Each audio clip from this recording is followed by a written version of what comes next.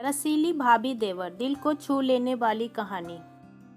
जयपुर के हिरनौदा गांव में दुर्गेश वर्मा अपनी पत्नी हर्षिता और 2 बच्चों के साथ रहता था। बच्चों में बेटी की उम्र 5 साल और बेटे की उम्र 3 साल थी।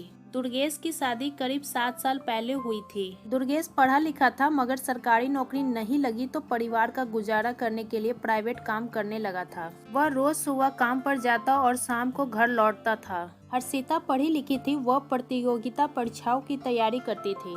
उसके पड़ोस में रहने वाला रिश्ते का देवर अनिकेत वर्मा भी प्रतियोगिता परीक्षा की तैयारी कर रहा था। हर्षिता और अनिकेत प्रतियोगिता परीक्षा की तैयारी साथ बैठकर करते थे। प्रतियोगिता परीक्षा होती तब भी दोनों साथ ही जाते थे। देवर भाभी का रिश्ता था, दोनों के बीच हंसी ठिठोली भी होती थी। एक दिन की बात है, रात करीब 2:30 बजे हर्षिता के कमरे से उसके रोने की आवाज आने लगी। रोने चिल्लाने की आवाज सुनकर मकान में दूसरे हिस्से में सो रही हर्षिता की सास, चाचा, ससुर का परिवार और आसपास के लोग इकट्ठा हो गए। उन्हें समझ में नहीं आ रहा था कि आधी रात को क्या हो गया जो हर्षिता रो रही है। उन सभी ने बंद कमरे का दरवाजा खटखटाया। दुर्गेश, दरवाजा खोलो, बहू क्यों रो रही है? सुनकर हर्षिता ने रोते हुए कमरे की चिटकनी गिराकर दरवाजा खोला। दरवाजा खुलते ही जो मंजर लोगों ने देखा वो बड़ा भयानक था। दुर्गेश बेड पर खून से लथपथ मृत हालत में पड़ा था। उसका गला कटा हुआ था, काफी खून बिखरा हुआ था। यह दृश्य देखकर दुर्गेश की मां रोने लगी। किसी तरह उन्हें चुप कराया गया। हर्षिता ने कहा, मैं सो रही थी, इसी दौरान उन्होंने खुद का गला काटकर खुदकुशी कर ली। मैं नींद से जागी तब ये दृश्य देखकर रोने लगी। हाय राम, इन्होंने क्या कर लिया? अब मेरा और बच्चों का क्या होगा? दुर्गेश के लाश के पास बेड पर खून से सना एक चाकू पड़ा था। शायद उसी से गला काटकर उसने आत्महत्या की थी। उसी समय पुलिस थाना फुलेरा में फोन करके घटना की सूचना दे दी गई। सूचना पाकर थाना प्रभारी रंजीत सिंह पुलिस टीम के साथ हिरनौदा स्थित दुर्गेश वर्मा के घर पहुंच गए। उन्होंने घटना स्थल का मुआयना किया। उन्हें दुर्गेश की मौत संदेहास्पद लगी, इसलिए उन्होंने इस घटना की सूचना उच्च अधिकारियों को दी। सूचना पाकर एडिशनल एसपी, सीओ और थाना प्रभारी घटना स्थल पर आ गए। मौके पर पुलिस अधिकारियों ने घटना स्थल का निरीक्षण किया। मृतक दुर्गेश का गला कटा हुआ था। उसके बिस्तर पर सिकुड़न इत्यादि नहीं थी। पुलिस अधिकारियों को पता था कि दुर्गेश अगर अपने हाथ से गला काटता तो चाकू का बार लगते ही वह छटपटाता, उठता या बैठता। गला काटने पर खून का फवारा बहता तो उसके हाथ खून से सने होते, जबकि उसके हाथ साफ थे। इसके अलावा यदि दुर्गेश स्वयं गला काटता तो वह इतना ज्यादा नहीं काट पाता। मृतक की बीवी हर्षिता ने पुलिस को बताया कि वह सो रही थी और उसके पति ने स्वयं गला काटकर खुदकुशी कर ली। वह नींद से जागी तब उसे यह पता चला। हर्षिता की बात पुलिस अधिकारियों के गले नहीं उतरी। उपस्थित भीड़ में एक ऐसा युवक था जो पुलिस अधिकारियों के इर्द गिर्द मंडरा रहा था। वह पुलिस पर नजर रख रहा था। पुलिस ने उसके बारे में पूछा तो पता चला कि वह मृतक के रिश्ते का भाई अनिकेत है। साइबर टीम को भी घटना स्थल पर बुलाया था। सभी ने अपना कार्य पूरा किया तो सबको फुलेरा पोस्टमार्टम के लिए भेज दिया गया। पुलिस अधिकारियों को मृत की बीवी की बातों पर यकीन नहीं हुआ। तब उसे पूछताछ के लिए थाने बुलाया। पुलिस ने आसपास के लोगों से पूछताछ की। पूछताछ में पता चला कि पिछले 1-1.5 साल से हर्षिता और पड़ोस में रहने वाले रिश्ते के देवर अनिकेत वर्मा के बीच नजदीकियां हैं। बस यह जानकारी मिलते ही पुलिस ने अनिकेत वर्मा को भी उसी समय पूछताछ के लिए गिरफ्त में ले लिया। हर्षिता और अनिकेत वर्मा से पुलिस अधिकारियों ने मनोवैज्ञानिक तरीके से पूछताछ की। पूछताछ में दोनों टूट गए। उन दोनों ने दुर्गेश वर्मा की हत्या करने का जुर्म कबूल लिया। पुलिस ने मात्र 3 घंटे में ही दुर्गेश वर्मा हत्याकांड से पर्दा उठा दिया। जुर्म कबूल करते ही पुलिस ने हर्षिता और उसके प्रेमी देवर अनिकेत वर्मा को गिरफ्तार कर लिया। मेडिकल बोर्ड से दुर्गेश के शव का पोस्टमार्टम करा, सब उसके परिजनों को सौंप दिया। हर्षिता और उसके प्रेमी अनिकेत वर्मा से की गई पूछताछ के बाद जो कहानी सामने आई वो चौंकाने वाला था। जयपुर के गांव में हिरनौदा में एक मोहल्ले में रहने वाले दुर्गेश वर्मा की शादी करीब 7 साल पहले हर्षिता से हुई थी। बाद में दुर्गेश 2 बच्चे का पिता बना। घर के खर्चे बढ़ गए, लेकिन दुर्गेश की कहीं नौकरी न लगी तो वो प्राइवेट काम करके परिवार का पालन पोषण करने लगा। हर्षिता प्रतियोगिता परीक्षा की तैयारी कर रही थी। यह बात 1 साल पहले की है। उसके पड़ोस में रहने वाला 26 वर्षीय अनिकेत वर्मा भी प्रतियोगिता परीक्षा की तैयारी कर रहा था। अनिकेत उसका देवर लगता था। दोनों प्रतियोगिता परीक्षा की तैयारी कर रहे थे। इस दौरान एक दूसरे के संपर्क में आए। दुर्गेश सुबह काम पर घर से चला जाता था, फिर वह शाम को ही घर वापस लौटता था। हर्षिता की सास अपने छोटे बेटे के पास सटे मकान में रहती थी। हर्षिता अपने दोनों बच्चों के साथ पूरे दिन घर में अकेली रहती थी। अनिकेत अक्सर दुर्गेश के गैर मौजूदगी में हर्षिता के पास आकर प्रतियोगिता परीक्षा की तैयारी करने लगा। दोनों सवाल जवाब करते और पढ़ाई करते। थोड़े दिनों तक साथ रहते रहते दोनों प्रतियोगिता परीक्षा की तैयारी के साथ प्रेम परीक्षा की तैयारी में लग गए। अनिकेत वर्मा जब भी हर्षिता के घर आता वो हर्षिता को ही ताकता रहता था। एक दिन हर्षिता ने कहा, अनिकेत तुम ऐसे घूर घूर कर क्या देखते हो? मैं कोई 8वां अजूबा हूँ? सुनकर अनिकेत बोला, भाभी आप इतनी खूबसूरत हैं, मगर देखो कहाँ ऐसे आदमी के पल्ले बंधी हैं जो दिन में काम और रात में शराब पीकर अपने में ही मस्त रहता है। उसे आपकी परवाह नहीं है। यह किस्मत का खेल है अनिकेत, इसमें किसी का दोष नहीं है, हर्षिता ने उदास स्वर में कहा। इसी पर अनिकेत बोला, किस्मत बनाना और बिगाड़ना खुद के हाथ में होता है। आप चाहो भाभी तो आपकी ओर से मेरी किस्मत संवर सकती है। वो भला कैसे? वो चौंकते हुए बोली।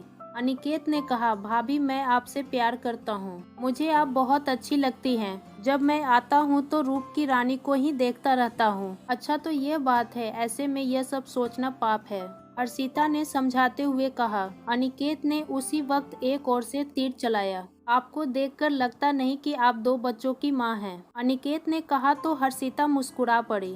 तभी अनिकेत ने कहा, भाभी आई लव यू। कहने के साथ अनिकेत ने हर्षिता को बाहों में भर लिया।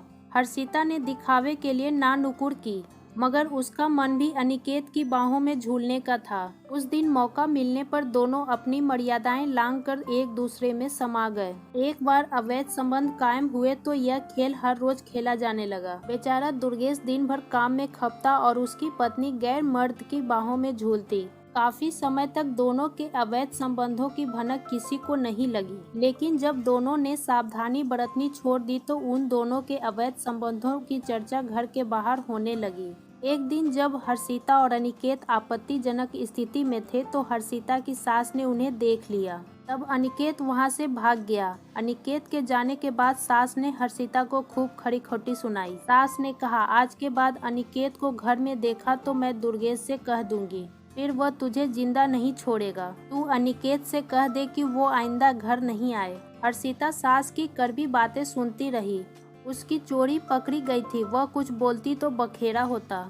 एक दिन माँ ने दुर्गेश से भी इशारे में कहा, बेटा तू काम करने चला जाता है, अनिकेत दिन भर बहू के पास पड़ा रहता है, कहता है दोनों प्रतियोगिता परीक्षा की तैयारी कर रहे हैं, मुझे इनके लक्षण अच्छे नहीं लग रहे हैं। अनिकेत का घर आना बंद करा और बहू पर नकेल कस, वरना वो हमें मुंह दिखाने लायक नहीं छोड़ेगी।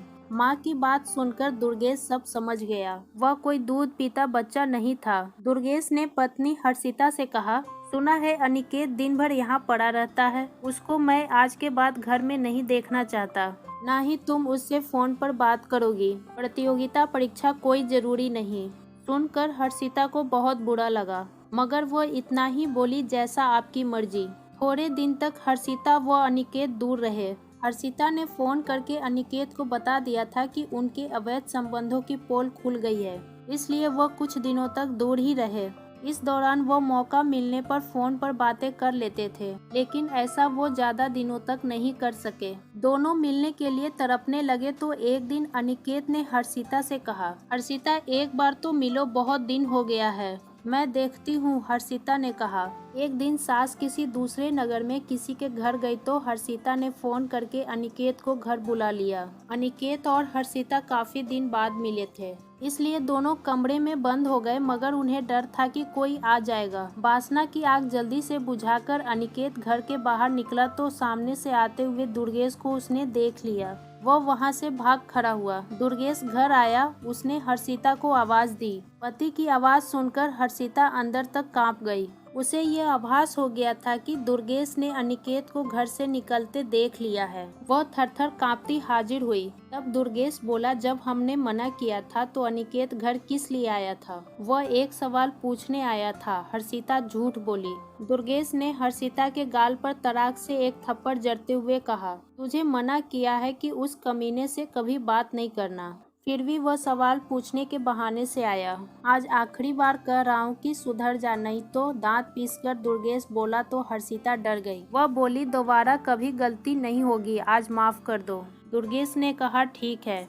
यह बात 1 माह पहले की है। हर्षिता ने अगले दिन मौका मिलने पर अनिकेत को फोन करके सारी बात बता दी। हर्षिता ने कहा, अनिकेत, अगर तुम मुझसे प्यार करते हो तो दुर्गेश को रास्ते से हटाना होगा या फिर मुझे भूलना होगा। सुनकर अनिकेत बोला, मैं तुम्हें हरगिज नहीं भूल सकता, इसलिए दुर्गेश को ही रास्ते से हटाते हैं। उस दिन के बाद हर्षिता और अनिकेत ने दुर्गेश की हत्या की साजिश रची। साजिश के तहत दुर्गेश की हत्या करके उसे आत्महत्या के रूप में देना था। 1 महीने से दोनों मौके की ताक में थे। एक दिन अनिकेत बाजार से 2 चाकू खरीद लाया। उनमें से एक तेज धारदार था और दूसरा सब्जी काटने वाला छोटा चाकू था। यह चाकू हर्षिता के घर में छिपा था। कुछ दिन बाद शाम को दुर्गेश वर्मा ने शराब पी। शराब का नशा हावी हुआ तो वह खाना खाकर कमरे में जाकर बिस्तर पर सो गया। हर्षिता ने फोन करके अनिकेत को बता दिया कि दुर्गेश शराब पीकर सोया है, आज रात उसका काम तमाम करना है। आधी रात के बाद करीब 1 बजे अनिकेत छुपता हुआ दुर्गेश के घर आया। हर्षिता ने कमरे का दरवाजा खोला। दुर्गेश नशे में सो रहा था। अनिकेत ने हर्षिता से चाकू लिया और दबे पांव चलकर दुर्गेश के बेड के पास पहुंच गया। एक पल की देर किए बगैर अनिकेत सोते हुए दुर्गेश की छाती पर चढ़ बैठा। दुर्गेश के दोनों हाथ अनिकेत ने अपने पैरों से दबा दिया। हर्षिता अपने पति के पैर पर चढ़ बैठी। दुर्गेश नींद से जागता उससे पहले अनिकेत ने तेज धार चाकू से उसका गला रेत दिया। दुर्गेश नींद में थोड़ा छटपटाया और मौत की नींद सो गया। फिर हर्षिता ने छोटा चाकू दुर्गेश के बहते खून में डुबोया और वहीं रख दिया। अनिकेत गला रेतने वाला चाकू लेकर हर्षिता से यह कहकर कि थोड़ी देर के बाद रोकर बताना कि दुर्गेश ने खुदकुशी कर ली है। इसके बाद रात करीब 2:30 बजे हर्षिता ने रोना शुरू किया तो सास, चाचा, ससुर एवं पड़ोस के लोग आए। इसके बाद हर्षिता ने सभी को निर्योजित कहानी बताई। पुलिस को संदेह हुआ तो उन दोनों से पूछताछ की और हत्या का राज खोल दिया। अनिकेत की निशानदेही पर पुलिस ने हत्या में प्रयुक्त चाकू भी बरामद कर लिया। पूछताछ पूरी होने पर हर्षिता और अनिकेत को पुलिस ने कोर्ट में पेश किया, जहां से दोनों को जेल भेज दिया गया। दोस्तों, क्या कहना है आपको इस कहानी के बारे में? कमेंट करके ज़रूर बताएं। वीडियो को लाइक करें और इसी तरह की रोचक कहानी लगातार देखने और सुनने के लिए हमारे चैनल को सब्सक्राइब करें। घंटी को दबा के ऑल पर सेट कर लीजिए ताकि आने वाले वीडियो का नोटिफिकेशन आपके पास तुरंत पहुंचे। मिलती हूँ आपसे अगली वीडियो में, तब तक के लिए धन्यवाद।